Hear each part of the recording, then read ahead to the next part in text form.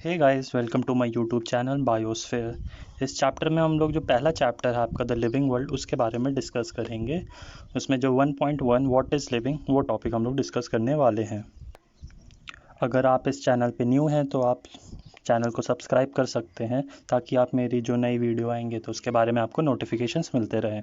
तो जो आपका पहला टॉपिक है that is 1.1 what is living.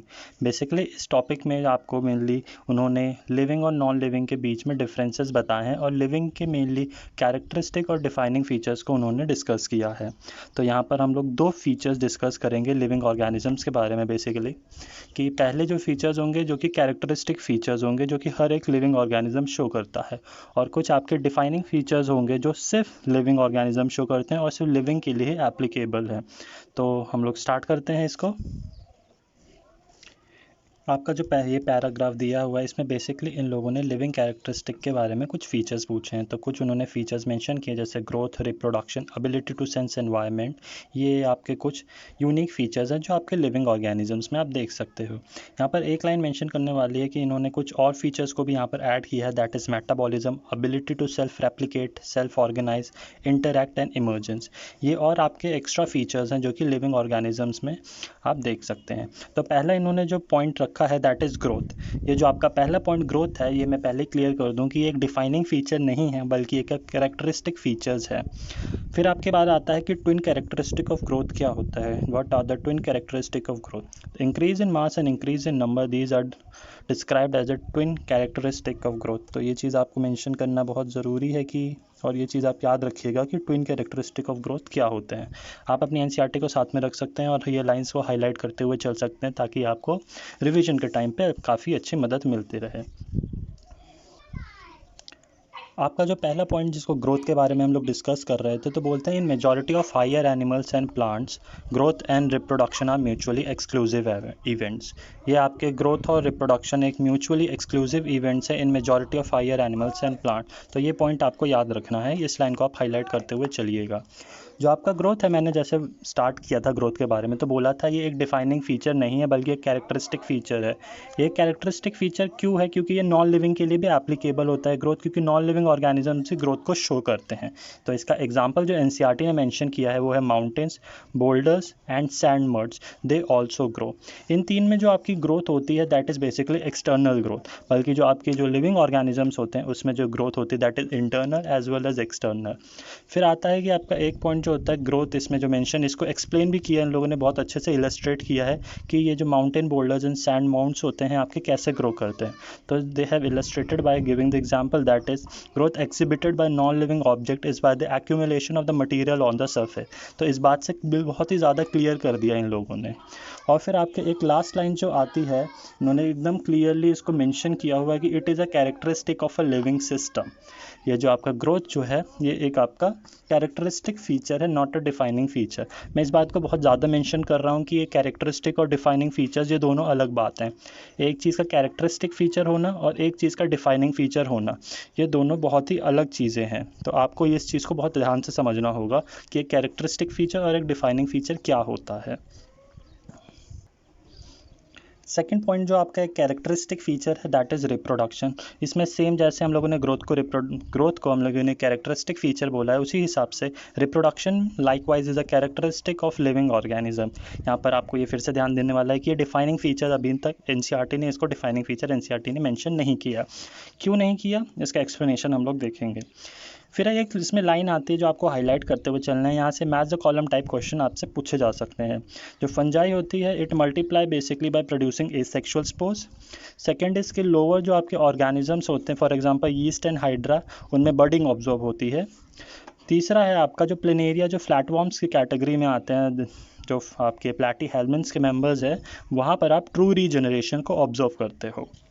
तो ये लाइन आप हाईलाइट कर सकते हो अपने इस चैप्टर में, इस बेसिकली इस टॉपिक पे। फिर आता है कि आपका जो फंजाई है, फिलामेंटस एल्गी और जो प्रोटोनीमा ऑफ मॉसेस है, ये तीनों आपके फ्रेगमेंटेशन से मल्टीप्लाई करते हैं। बेसिकली ये एक वेजिटेटिव मेथड है या एसेक्सुअल मेथड आप इसको बोल सकते हो। फिर आपको एक लाइन बहुत कायदे से मेंशन करनी है कि जो आपके यूनिसेलुलर ऑर्गेनिजम्स हैं, बेसिकली यूनिसेलुलर ऑर्गेनिजम्स आपके किंगडम मोनेरा और किंगडम प्रोटिस्टा में आते हैं।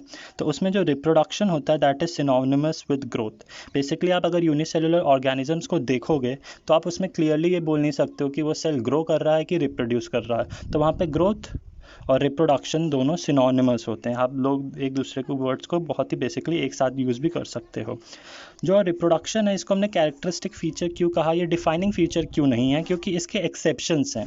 बेसिकली हमारे पास कुछ लिविंग ऑर्गेनिजम्स ऐसे हैं जो कि रिप्रोड्यूस नहीं कर पाते, तो उनके एग्जांपल्स हैं that are mule, sterile worker bees, infertile human couples. Basically these are the organisms which do not reproduce, hence we cannot say the reproduction is a defining feature or a defining property of the living organism. Hence reproduction सिर्फ आपकी एक characteristic feature ही रह जाता है। इसके बाद आपका आता है तीसरा पॉइंट बेसिकली मेटाबॉलिज्म के बारे में इन लोगों ने डिस्कस किया है। तो बेसिकली मेटाबॉलिज्म होता क्या है, उन्होंने यहाँ पे इनके डेफिनेशन को मेंशन किया। तो आप इसकी डेफिनेशन को ऐसे अपने हाईलाइटर से हाईलाइट कर सकते हैं। तो मेटाबॉलिज्म होता क्या है, that is the sum total of all chemical reaction which are occurring in our body is metabolism.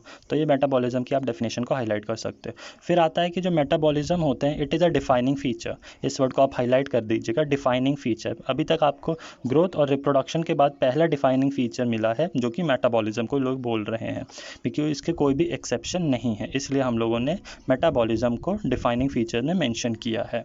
जो आपकी आइसोलेटेड क्या मेटाबॉलिक रिएक्शन होती हैं, जो आप एक टेस्ट ट्यूब या मतलब बॉडी के बाहर परफॉर्म कर रहे हो, basically these are not living things. ये लिविंग थिंग्स नहीं है, but they can surely be categorised as a living reaction. जितनी भी आपकी मेटाबॉलिक रिएक्शन जो आप अपने बॉडी इन विट्रो परफॉर्म कर रहे हो वो लिविंग थिंग्स में नहीं आती, बल्कि वो लिविंग रिएक्शंस में है। इसलिए हम लोगों ने आपकी जो मेटाबॉलिज्म है इसको हम लोगों ने डिफाइनिंग फीचर को मेंशन किया है। इसके बाद इन्होंने सेलुलर ऑर्गेनाइजेशन को भी डिफाइनिंग फीचर में मेंशन कर रखा है कि ये भी एक डिफाइनिंग फीचर है, क्योंकि आपके जितने भी अगर कोई भी ऑर्गेनिज्म लिविंग है तो बेसिकली वो सेल का बना होगा, इससे सेलुलर ऑर्गेनाइजेशन को भी आपने डिफाइनिंग फीचर के अंदर रखा है। फोर्थ पॉइंट आता है आपका, इन्होंने बेसिकली कॉन्शियसनेस के बारे में बात किया कि consciousness the ability to sense their surrounding और एनवायरनमेंट, ये भी आपका एक डिफाइनिंग फीचर बन जाता है। ह्यूमन बींग्स जो हैं हम लोग सेल्फ कॉन्शियसनेस शो करते हैं, बाकी और कोई ऐसा लिविंग ऑर्गेनिज्म नहीं है जो कि सेल्फ कॉन्शियसनेस को शो करता है। फिर आप एक पॉइंट ये लाइन हाईलाइट कर सकते हो कि जो फोटो पीरियड होता है it affects reproduction in seasonal breeders. आपके जो सीजनल ब्रीडर्स होते हैं दोनों प्लांट्स और एनिमल्स, उसमें फोटो पीरियड रिप्रोडक्शन को इफेक्ट कर सकता है। अब आता है आपका जो कॉन्शियसनेस है उसके बारे में इन्होंने कुछ उसको काफ़ी अच्छे से इलस्ट्रेट और एक्सप्लेन किया है कि इसमें और भी कुछ चीज़ें होती हैं। जैसे बोला गया है इधर पे एक एग्जांपल मेंशन किया है कि जो पेशेंट्स कोमा में लाई करते हैं वो क्या होते हैं। तो बेसिकली जो पेशेंट्स आपके कोमा में लाई करते हैं या कोमा में होते हैं तो उनको हम लोग ब्रेन डेड बोलते हैं। ऐसे पेशेंट्स सेल्फ कॉन्शियसनेस को नहीं शो करते हैं, हाँ, बट वो अदर जो आपके दूसरे डिफाइनिंग फीचर्स हैं उनको शो ज़रूर करेंगे। तो आपके एक लाइन आप इसको हाईलाइट कर सकते हो। दूसरी लाइन जो आपको इसमें इंपॉर्टेंट है जो ये है कि जो इतने भी आपके लिविंग फिनोमेना होते हैं these are basically due to underlying interactions. Interaction यहाँ पर एक इंपॉर्टेंट वर्ड है, क्योंकि आपके एटम्स, मॉलिक्यूल, सेल्स, टिश्यूज ये आपस में इंटरैक्ट करके एक लिविंग फिनोमेना को प्रॉपर्टी को अराइज करेंगे। तो आप फिर इसी चीज़ को, ये जो आपका अंडरलाइंग इंटरैक्शन है, इसको बहुत ही अच्छे से यहाँ पर इलस्ट्रेट किया हुआ है। क्यों, इसका एक्सप्लेनेशन बेसिकली यहाँ पर दिया है। तो properties of cellular organelles are not present in the molecular constituents of the organelle but arise as a result of interactions among the molecular components comprising the organelles. These interaction result in an emergent properties at a higher level of organization. तो इस line को आप पूरा highlight कर सकते हो अपनी book पे। फिर आता है कि जो आपके लिविंग ऑर्गेनिज्म हैं they are self replicating, evolving and self regulating interactive system which are capable of responding to the external stimuli। ये लाइन आप इसी के रेफरेंस में है कि इसी को आगे कंटिन्यूशन में रखना है। फिर आपकी एक बहुत ही इंपॉर्टेंट लाइन आती है जिसको आप अपने रेड पेन से स्टार मार्क भी कर सकते हो कि जितने भी लिविंग ऑर्गेनिजम्स हैं विच वर प्रेजेंट, पास्ट और फ्यूचर में, हम लोग सब एक दूसरे से जुड़े हुए हैं। कैसे? Because we share a common genetic material. हम लोग आपस में सब एक दूसरे लोग कॉमन जेनेटिक मटीरियल को शेयर करते हैं। बट ये जो जेनेटिक मटीरियल है हमारा, इसमें थोड़े वेरिएशंस होते हैं, कुछ डिग्रीज के वेरिएशंस पाए जाते हैं, इसलिए हम सब लोग एक जैसे नहीं दिखते। वेरिएशंस जो होते हैं they basically they are the source of the mutation. तो इस वजह से हमारा जेनेटिक मटीरियल है वो थोड़ा बहुत वेरिएशन, कुछ डिग्रीज की वेरिएशन को शो करता है।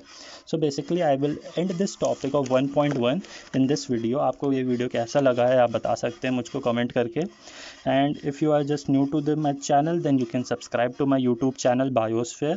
सो thank you for watching my video, and I would like to end this video. So thank you for basically watching my video. Thank you.